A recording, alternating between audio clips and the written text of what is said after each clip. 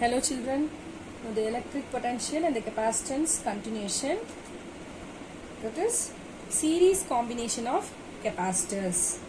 The three capacitors of capacitance C1, C2, C3 which are connected in series.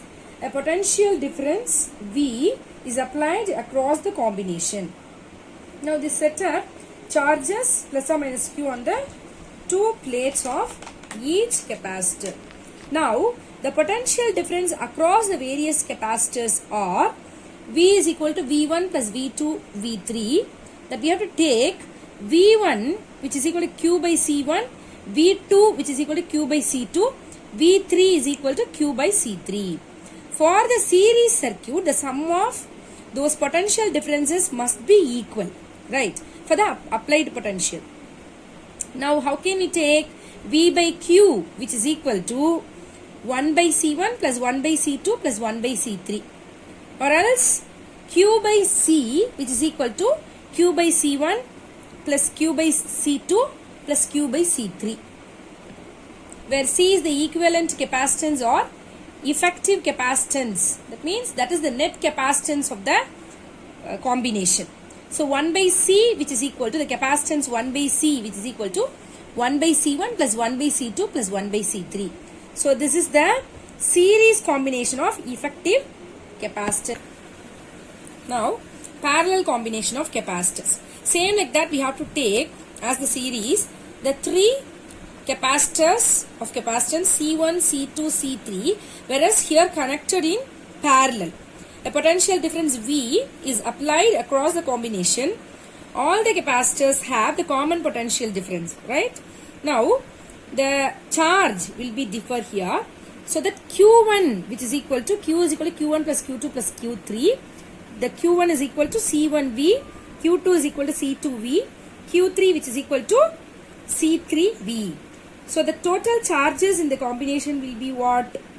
Q which is equal to Q1 plus Q2 plus Q3, that is equal to CV, right? CV which is here what? C1, C2, C3 we have to take. So C1 plus C2 plus C3 into V, or else CV is equal to C1V plus C2V plus C3V, right? And what it will be the effective capacitance? C is equal to C1 plus C2 plus C3, right? This is for the sum of individual capacitance for parallel combination of capacitors. The next one is energy stored in a capacitor. So the energy stored in the capacitor, we can see the total energy, the work done stored in the as electrical potential energy U, right? That how we can see now. Consider a capacitor of capacitance C. Initially its two plates are uncharged plates. Now imagine that the positive charge is transferred from one plate to another plate bit by bit. Suppose at any instant, plates 1 and 2 have charges Q plus Q and minus Q respectively, right? Now what it will be the potential differences between the two plates, which is V is equal to Q by C as we knows, right? Suppose now small additional charge which is transferred from one plate to another, next plate, that we can call it as plate 2 to plate 1. Now what is the work done? Work done we know that is nothing but dW, or you can take it as du, which is equal to V into dQ. Here V which is nothing but Q by C into dQ. What is the total work done, which means we have to integrate here. So W which is equal to integration of dW, which is equal to integration of 0 to Q by C into dQ. So here Q by C into dQ, we are integrating with dQ. So Q into dQ which is equal to 1 by 2 into Q. So that half Q square by C, which is equal to, this is the work done stored as electrical potential energy U of the capacitor, which is U is equal to half into Q square by C, or else CV square.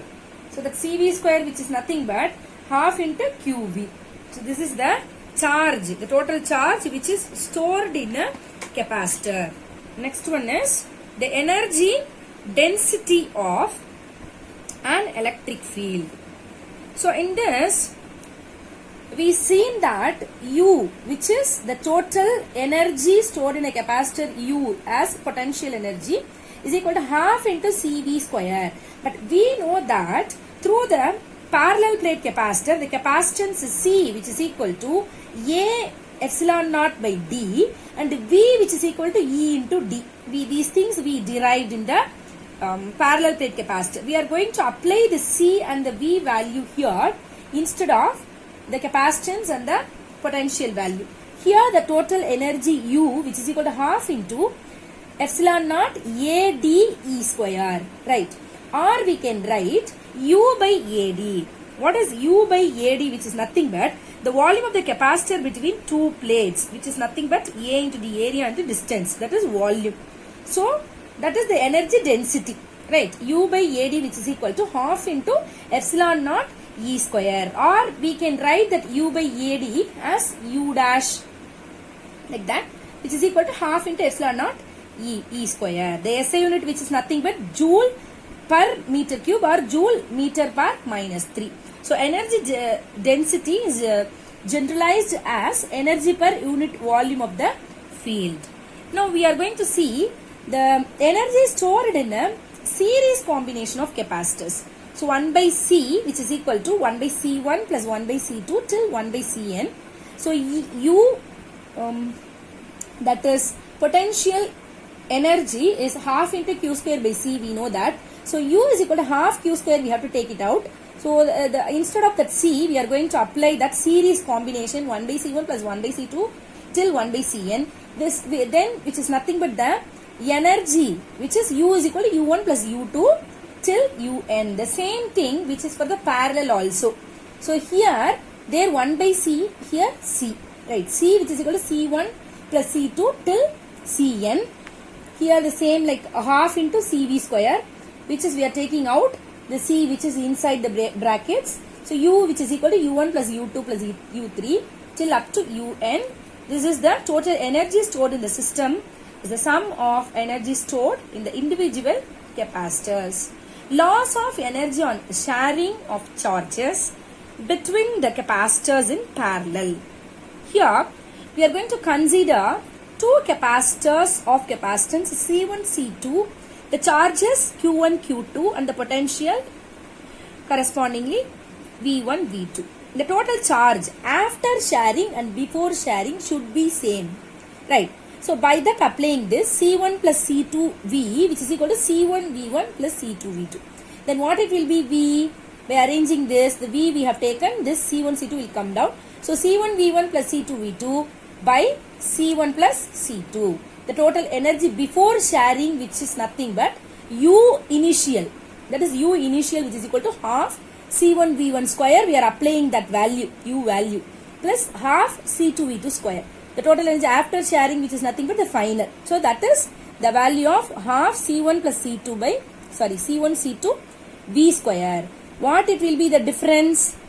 Then U initial minus U final. If we did this, we can get the total value for that combination. C1 C2 V1 minus V2 into 2. Right, whole divided by 2 into C1 plus C2. Got it, children? Right. Thank you.